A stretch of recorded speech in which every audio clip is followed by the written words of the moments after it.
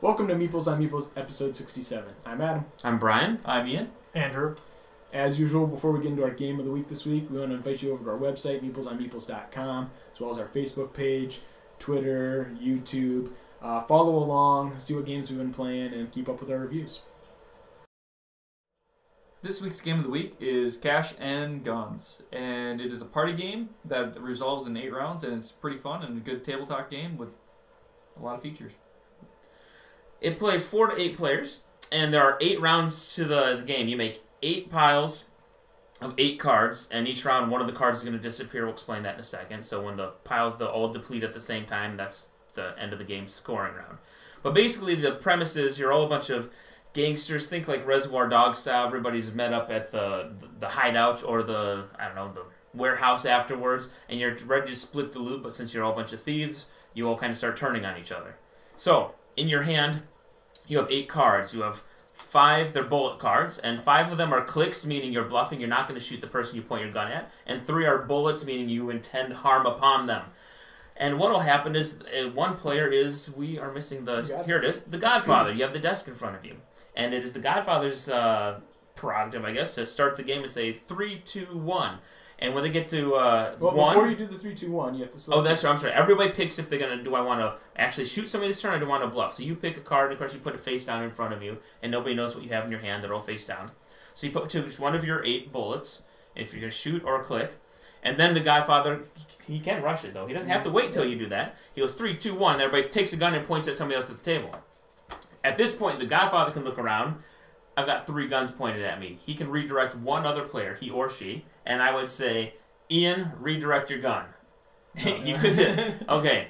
Now everybody kind of takes, the situation in, and the Godfather's going to count down again. And you have to decide, do I want to stay in? Because if I don't stay in, I do not get a chance to get the loot, the money, the artwork, the diamonds, whatever. Or do I want to bow out and knock my guy down? So the Godfather's going to look, and everybody's pointing guns, and you have to sit there for a second. Excuse me. They'll say 3, 2, 1, and you either say, I believe it's bonsai, bang, whatever you want to say, meaning I'm staying, or you go, I'm down. If you bow out, if anybody was pointing at you and they reveal a bullet, you don't take any damage because you bowed out. You realize you're in a bad situation. If you stayed in and somebody had their gun pointed at you and they reveal a bullet, you take a wound. When you get up to 3 wounds, and again, it adds up over all 8 rounds, 3 wounds in the course of the game, you're out, you're eliminated, you're dead. And when you take the wound, you also can't collect that round. Yes, so sometimes it's okay to bow out. I'm not or if you bow out, you don't collect it. Yeah, so it's either way, but at least I won't take a wound then. Right. If people are pointing guns at you, but they all reveal clicks, it's okay. I'm still in. Everyone who is not shot or bowed out then takes turns. The Godfather would go first, unless he had to bow out or get shot. Then it's the person to his left, and he would get first choice. But look, I want to take this $20,000, so I would take this. Then the next person gets to. They would all be face down underneath that. Go until all 8, or the Godfather table. If you decide, you know what, I'm going to pass up money this time because it'll come around again. I want to declare myself the Godfather, and you can steal it and be the Godfather the next round. And that's pretty much it. Then you just flip the next cards over, and everybody goes, the new Godfather, or the same person goes 3, 2, 1, and you keep playing that way until you're either dead or all 8 rounds are over. Person with the most money wins. Alright, let's talk about components. First, these foam guns are amazing. They're probably half an inch thick, and they're shaped well. For an adult hand, they're not small, which is nice. Yeah, they fit your hand pretty well. Maybe a little on the small side for the handle, but not bad because it has to fit in the box. I get it. They even got them kind of embossed or whatever you want to call that on the side with the name of the game. A little engraving kind of deal or whatever. And yeah, they're super cool. And you wouldn't think this because we were talking earlier. They could have really cheaped out and just been like 3, 2, 1, and everybody points a finger gun or whatever. The inclusion of this actually makes the gun more fun somehow. The gun more fun. The gun more fun in the game. Guns are always fun. America. No, it makes the game more fun. I don't know why it is, but something about just seeing all those guns pointing at each other and everybody's laughing. I think having that orange tip in your face, you're like, all right. Yeah, it's hard to take it seriously, right now, but it's still funny. I think it makes it a party. Yeah. Guns make parties. That aside, the components in this are really good. Yeah. Each person gets to pick a character. The characters are taken from popular gangster or like mine's James Bond, Scarface, Pedro, basically. Yeah. Mr. Black, Reservoir Dogs. So it's you don't really need these. I mean, the only purpose they really Totally serve worthless. is Yeah. to let people know if you're out. You tip your guy over. It's a for that. 3-2-1. If it's standing, I'm in, or nope, I bow out. That's really the only time you use We it. did have fun making jokes at the characters' names though yeah. while we were playing. Or talking so- in goofy accents and stuff. Again, I think Right. it's just it's We never a did that party once. game. I did. I Oh, totally did you? I totally That did. was an accident. That was awful. The card quality is very good card quality. I think it would stand up. They're a little long, but they're supposed to be shaped like money. A lot of them are. And we were all happy they did not go just paper money. It's actual kind of card stock. Right. It's nice. The little chits for your Wounds. wounds, Yeah. the little band-aid crosses. The cardboard's nice. Even the mini cards, I wish they just used regular cards, but same card stock as those. I like the art. The art style. I like it fits kind of the tone of the game, the party Mhm. tone, the kind of Yeah. fun, goofy. And it is the same artist as Munchkin. So if we were talking again earlier, he kind of has cornered the market on the cartoony, goofy party games doing Munchkin. He did that Meg Blast game I have. So you may recognize the art style. It's very light-hearted, fun, goofy. Not at all offensive. No. Not really, no. Munchkin was. Munchkin, yeah, that game's offensive to a lot of people. But no, it's components overall I think are really good in this game for Even the desk to show that you're the Godfather is kind of cool. Mhm. Just it's like that's like the player one marking, and it does have a player aid step on the back. Not that it's a difficult game to play by any It means, seems like but it's nice to have it. But it gives it to the Godfather only. Yeah, because he's the one that kind of He controls. can count down and Right, but rush it's you. just, Yeah. I mean, they could have offered player aids, but it kind of almost makes him just the leader, and that's kind of Oh, yeah, it's kind of a that's nice kinda little But feature. in the sense of the game, nothing. This has anything to do with components, but. When they're counting down, you don't have time to be like, "Oh yeah, what does that mean?" Well, what's Like, the next round going to be? That's No, true. it's you pull your gun. So having only one makes sense. And about the only component remaining is the rule book, which is nice, high quality paper, and that's it. It's 2 pages. You open it up and then you flip it over and it's closed again. 3 pages. Yeah, 3 pages. Well, I mean, Come on. it's Can you count? No, three actual rulebook pages. yeah, 3 pages of rules, and Let's be honest. Look at it. It's one piece of paper. you can read it real fast and you will know how to play the game.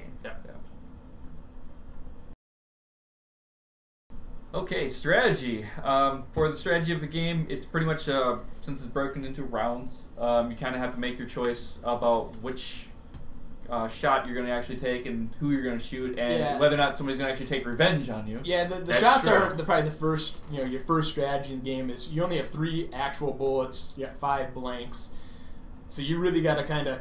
You can't just bullet start off because later in the You game could. you could, but I think that's going to hurt you as a strategy later on. Well, I think you And another strategy is- people.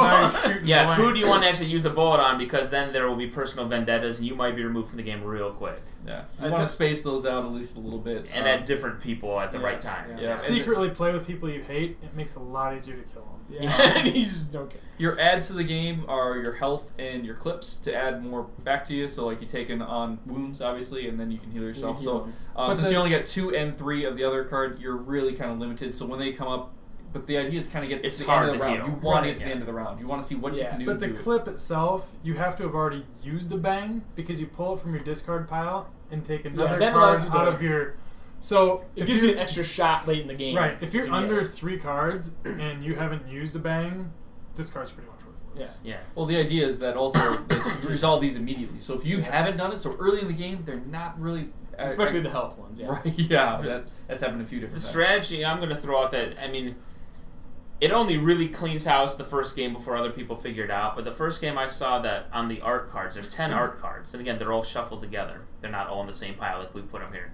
But if you get one piece of artwork and you accumulate over the course of the game, yeah, it's only worth $4,000. And there's like $5,000 bills, $10,000, $20,000. But if you get 2, it's worth $12,000. 3 pieces of artwork, suddenly you have $30,000. Well, I was able to get 7 the first game, which means I had, just in these cards, $200,000. I hardly got any cash the first game, but I beat the next person by like $100,000. So if you can get a lot of artwork, you can really clean up. Now, people will notice you're going for that, so the flip strategy would be, if you see me going for all the artwork, take artwork, even though, yes, it's not worth as much money, at least you can prevent me from scoring big time. And the same goes for diamonds. The diamond cards are actually worth money on their own, just like the art. 1,000, 5,000, and 10,000. Just depends on the one you get. But the person that has the most diamonds at the end of the game ends up with a 60,000 diamond bonus. So it's another one. You gotta try to be kind of sneaky about it and don't be collecting diamonds like every single time to maybe not get people onto your case. But if you can end up with the most diamonds at the end of the game, it's a really good bonus. Yeah. I thought the number to collect for diamonds was like 3 or 4. And then once you got to that point... When we played with 5 people, if you could get 3 or 4 diamonds, you're probably doing good. Yeah, and so you could probably just stop on that and work on something else if you'd all kind of can gauge what you have. Well, really, there's only 8? There's 10 artworks that might be the same. Actually, I'll count them real quick. You can go ahead and keep talking. Either way, if there's 8, 10, if you had 5 and you watch 2 other people grab them, you have majority. Yeah. I mean, There's 9. Another strategy that I think Brian and Andrew could speak to more because they did this is claiming that Godfather desk. Mm-hmm. You did it before I did, and then another game I kind of ruled the desk. So, but I mean, you can talk about that. It works in your advantage because you're the first one to draw. You can redirect someone's gun. If, say, there's 3 people pointing at you, at least you can get 1 off of you, and then you don't have to necessarily bow out. Especially it works nice towards the end of the game where you're like, I don't have any wounds, I could take 2, and then next round's the last round.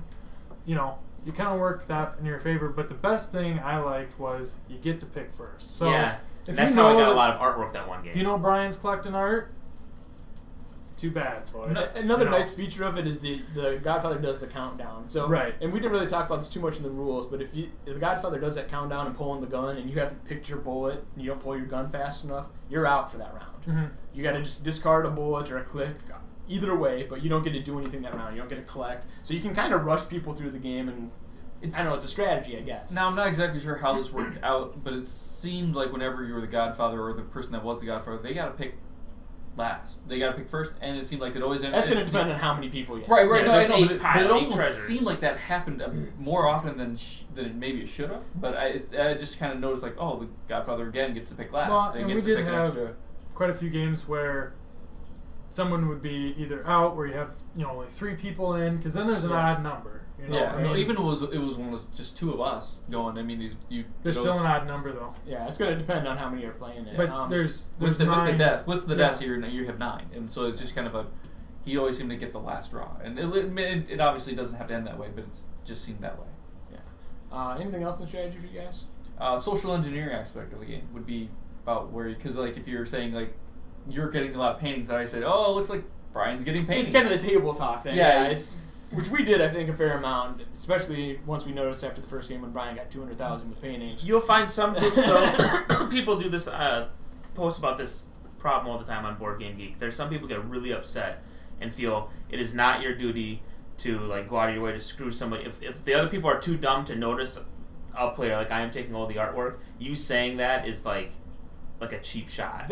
Some groups honestly don't like having fun. It's a party game, man. I'm just saying. For some groups will not like. There will be certain players who will not do well at this game because that will really take them off. In this particular game, you're mobsters. You're supposed to screw each other over. I mean, I think it fits in the genre, but I understand there's certain people that may not play that way. Yeah, there will be some people who will get upset by it. So just know the people you're playing with. We're all really laid back, and we love a lot of player interaction and trash talk. And it's great for that kind of thing. Yeah. Well, I mean, like Pat would always think that he's the Godfather for some reason and count down ahead of schedule, and then basically and we're all dumb enough to pull our guns. We're like, wait a minute, I'm the Godfather. So then we get mad at him, and then he's the one that's targeted now. So I mean, there's some of that going.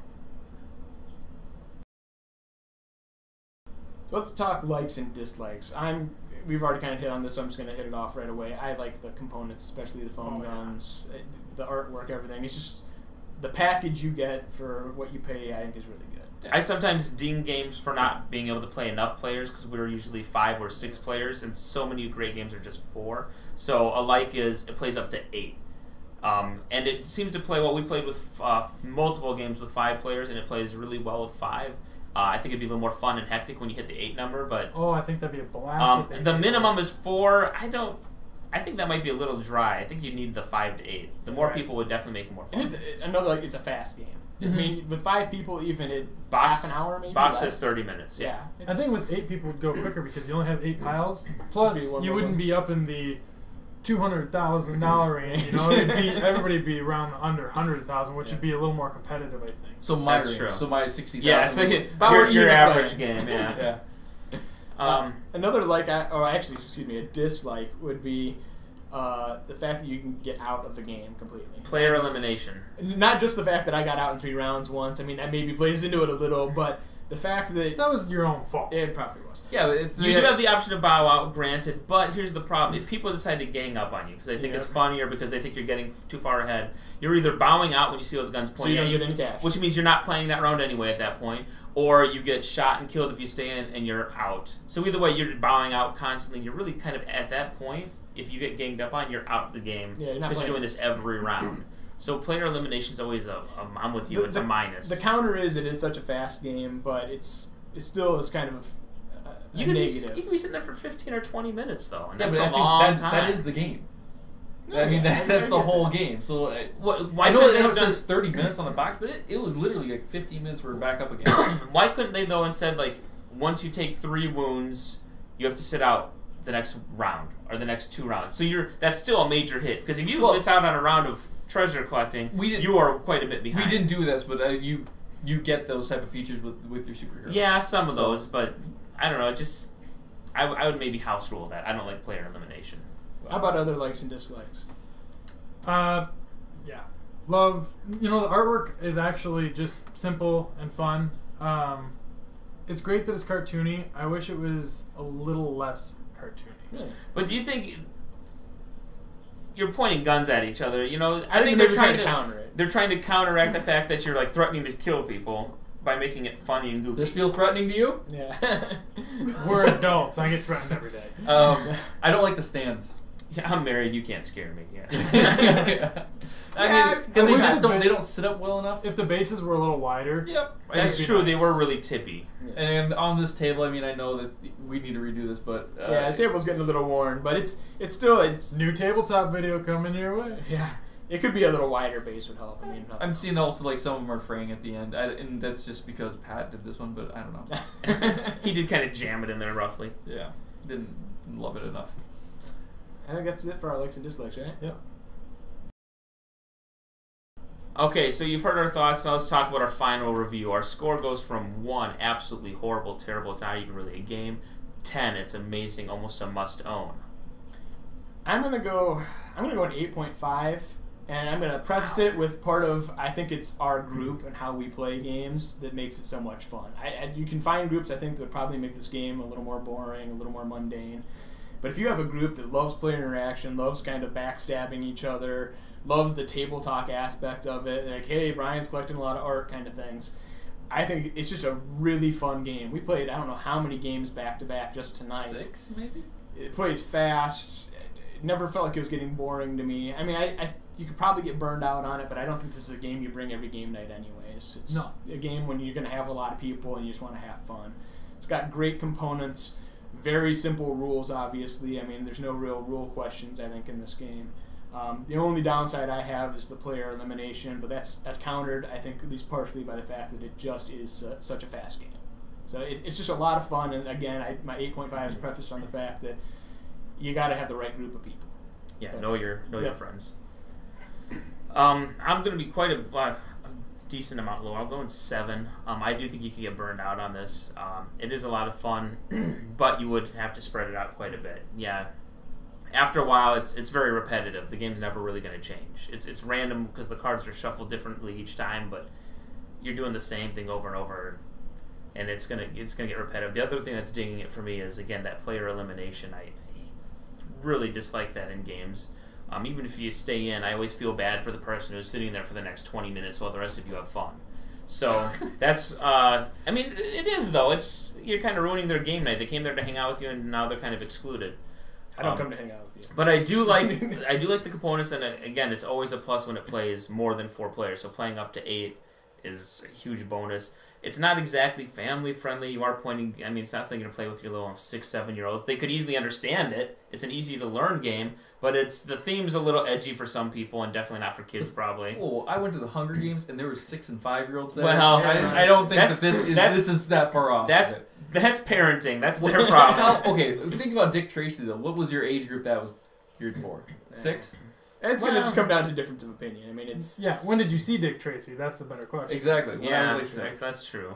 But so I would personally say it's not super family friendly, but I did like it. And again, a 7 is a very respectable score. I like this game. I would love to play it some more, but I think it would get repetitive. You'd have to put it away for a month or so before you broke it out and played it again all night. I would go similar to Adam and a little bit more with your points, about an 8. The idea that you can sit out, I get it, it's part of the game, but it is the repetitiveness. I was feeling it near the end of it that it was getting repetitive. Plus, the previous game was playing into how you did the next round, and that kind of dampened my fun because like I won, so obviously I'm targeted the next round right away, and it's just because they're trying to get back at me, and that's just you kind of like 3 or 4 goes on this game and you're burning maybe an hour. Yeah. Yep. I mean you can and put it away. I mean I think that's probably your longevity of a game night with this game. So. Well, there we have it. I don't know. I'm feeling probably 7.5. The artwork didn't quite do it for me. Like I said, I wish it wasn't so cartoony. The cartoony is good. These little guns are amazing. I don't think there's an age limit on the game. I grew up playing with guns when I was a little kid, so Not real guns.